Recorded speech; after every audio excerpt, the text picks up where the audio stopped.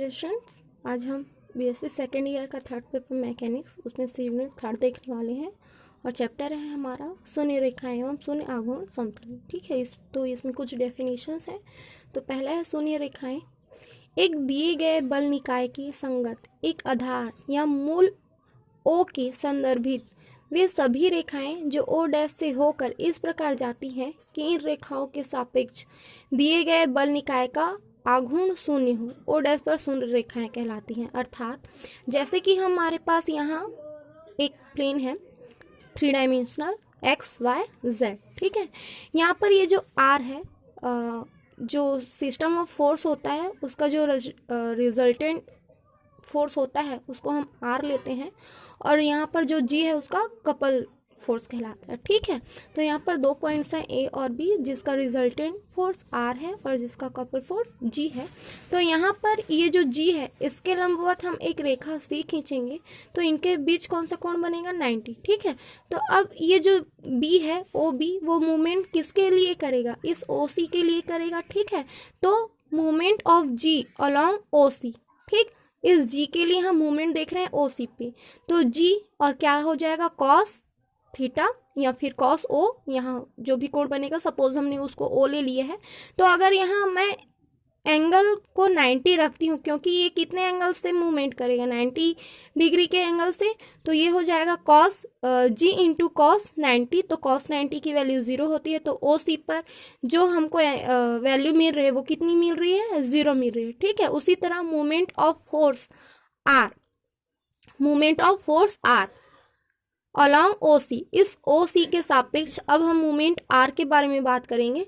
ठीक है, और आर कैसा हमारा फोर्स है, तो O C is equal to r sine, यहाँ एंगल हमको नहीं पता, लेकिन डिस्टेंस के बारे में बात करते हैं तो डिस्टेंस क्या होता है 0 हो जाता है। तो इस तरह से हमारे पास ओ सी की वैल्यू भी कितनी मिल गई 0। तो इस तरह movement of G along O C is equal to 0 मिल गया और movement of force are along O C is equal to हमको 0 मिल गया। तो इस पॉइंट पर हमको क्या मिल रहा है, सारे वैल्यू 0 मिल रहे हैं, तो हम इसको क्या कहेंगे, नल लाइन कहेंगे। किसको, इस ओ सी को, क्योंकि ओ सी पर ही हमको फोर्स और जो कपल जी है उसकी वैल्यूज क्या मिल रही है, 0 मिल रही है। तो हम इस लाइन को क्या कहेंगे, नल लाइन कहेंगे। ठीक है, उसके बाद शून्य आघूर्ण समतल, वह समतल जिसमें कि ये सभी शून्य रेखाएं स्थित होती हैं, बिंदु ओ डैश का शून्य आघूर्ण समतल कहलाता है। और ये जो हमारे पास समतल है जिस पर हम ये काम कर रहे हैं वो क्या हो जाएगा, शून्य आघूर्ण समतल कहलाएगा। और शून्य विक्षेप स्थिति क्या हो जाएगी, बिंदु ओ डैश स्वयं शून्य बिंदु कहलाता है, क्योंकि इस पे जितने भी रेखा है वो क्या हो रही है, शून्य हो रही हैं। प्रमेय ले रहे हैं, किन्हीं अक्षों O X O Y O Z के संदर्भित एक दिए गए बिंदु एफ जी एच के शून्य आघूर्ण समतल का समीकरण ज्ञात करना है हमको। ठीक है, यहाँ कुछ संदर्भित पॉइंट्स अक्ष दे दिए हमको ओ एक्स ओ वाई और ओ जेड। तो सपोज हम कोई एक प्लेन ले लेते हैं 3 डायमेंशनल एक्स जेड और ये वाई। ठीक है, जिसका मूल बिंदु ओ है, यहाँ पर इसकी जो निर्देशांक होंगे वो 0 0 0 होंगी। उसी तरह जी के जो निर्देशांक है वो एल एम एन होंगे और आर के जो निर्देशांक है वो एक्स वाई जेड होंगी। ठीक है, उसी तरह इस एक्स पे जो भी इसके निर्देशांक होंगे वो क्या होंगे, एक्स। ठीक, मतलब इसी को जो आर की वैल्यू उसी को हमने यहाँ पर बोला है कि ये एक्स दिशा में, ये वाई जेड दिशा में और ये वाई दिशा में। इसी के सापेक्ष हम एक दूसरा डायग्राम ले लेते हैं, O dash X dash Z dash Y dash. यहाँ पर इसके जो भी पॉइंट्स हैं, रिजल्टेंट फोर्स है और कपल फोर्स है, जी डैश और आर डैश है। ठीक है, प्रूफ की ओर आगे बढ़ते हैं। देन माना कि दिए गए बल निकाय का समान या निर्देशांक के समांतर क्रमशः बलों एक्स वाई जेड और अक्षों के सापेक्ष बल युग्म घटकों एल एम एन में हो जाता है। माना कि बल युग्मों का आघूर्ण क्या क्या है, ओ डैश एक्स डैश है। ठीक है, ये वाली वैल्यू हमारे पास, ये ओ डैश एक्स डैश ये किसके समांतर होगा, ओ एक्स के समांतर होगा। उसी तरह ओ डैश वाई डैश किसके समांतर होगा, ओ वाई के समांतर होगा। उसी तरह ओ डैश जेड डैश किसके समांतर होगा, ओ जेड के समांतर होगा।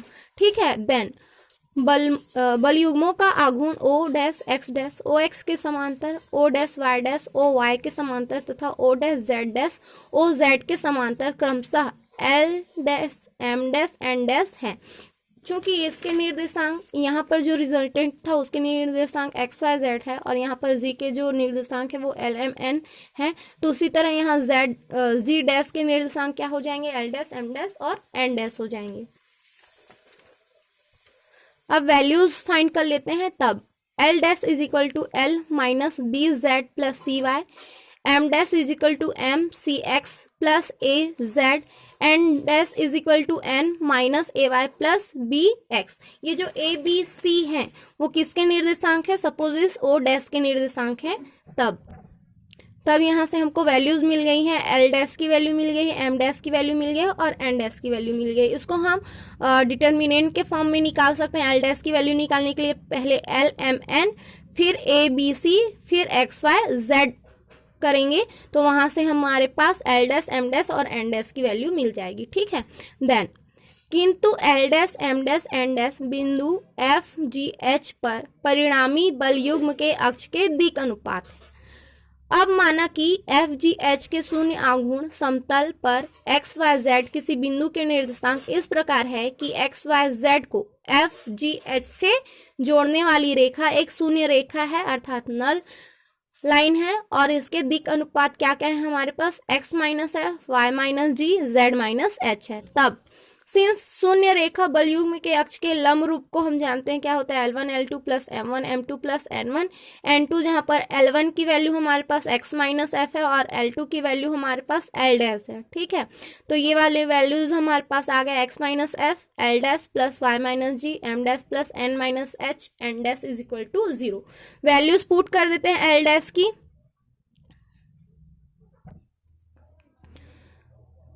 शून्य रेखा बल युग्म की, ठीक है, तो वैल्यूज पुट कर दिए एल डैश एम डैश और एन डैश की। तो यहाँ पर x minus F, L minus B Z plus C Y plus Y minus G, M minus C X plus A Z plus Z minus H, N minus A Y plus B Y is equal to 0।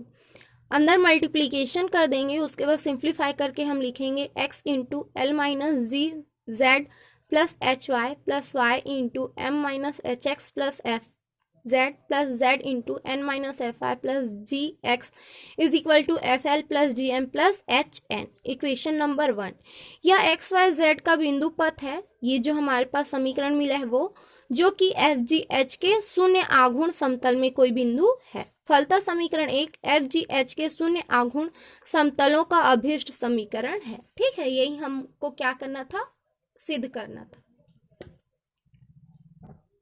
दूसरा theorem देखते हैं। समतल Lx plus M Y plus N Z is equal to 1 का शून्य विक्षेप स्थिति ज्ञात करना। ठीक है, माना कि दिए गए समतल, ये हमारे पास समतल दिया गया है Lx plus M Y plus N Z is equal to 1 का शून्य विक्षेप बिंदु। चूंकि हमको वो बिंदु ही ज्ञात करनी है तो हम मान लेते हैं कि वो बिंदुएं क्या क्या है, एफ जी एच है। हमको यहाँ एफ जी एच के मान ज्ञात करने पड़ेंगे। ठीक है, सिंस एफ जी एच इस समतल में स्थित है जिससे कि L F plus M G plus N H is equal to 1 F G S से होकर जाने वाले शून्य आघूर्ण समतल का समीकरण मिल जाएगा हमको। ठीक है, तो चूंकि ये जो एफ जी एच है वो क्या है, इस समतल एक में ही स्थित है, इसलिए यहाँ पर जो हमारे पास है एक्स वाई जेड, तो उसके स्थान पर हम क्या लिख देंगे, एफ जी एच लिख देंगे। तो ये हमारे पास आ गया I F plus M G plus N H is equal to 1, equation number 2। ठीक है, एफ जी एस से होकर जाने वाले शून्य आघूर्ण समतल का समीकरण, देयरफॉर हमको ये इक्वेशन मिल जाएगा x इंटू एल माइनस जी एक्स प्लस एच वाई, जो अभी थोड़ी देर पहले हमने फाइंड किया है वही इक्वेशन है ये। ठीक है, h plus Y into M minus H x plus F Z plus Z into N minus F I plus ji X is equal to F L plus G M plus H N.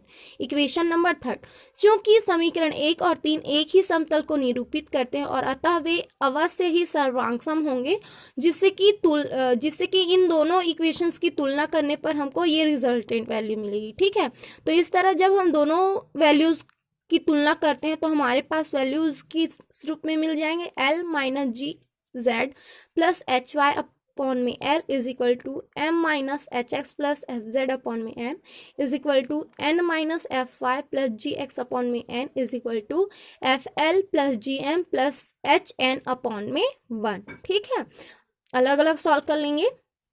समीकरण 4 के प्रथम और द्वितीय अनुपात को लेने पर इन दोनों अनुपात को पहले सॉल्व कर लेते हैं। ठीक है, तो इन दोनों अनुपात को लेंगे और सिंप्लीफाई करेंगे तो हमारे पास आ जाएगा LM प्लस यहाँ से इनका मल्टीप्लीकेशन और इसका मल्टीप्लीकेशन, उसके बाद सिंप्लीफाई। ठीक है, तो LM minus GMZ plus HMY is equal to LM minus LHX minus FLZ। ठीक है, सिंप्लीफाई कर लेते हैं तो ये LM minus LM minus MG minus LF, दोनों में से Z common, plus MHY plus LHX is equal to 0, equation number 5।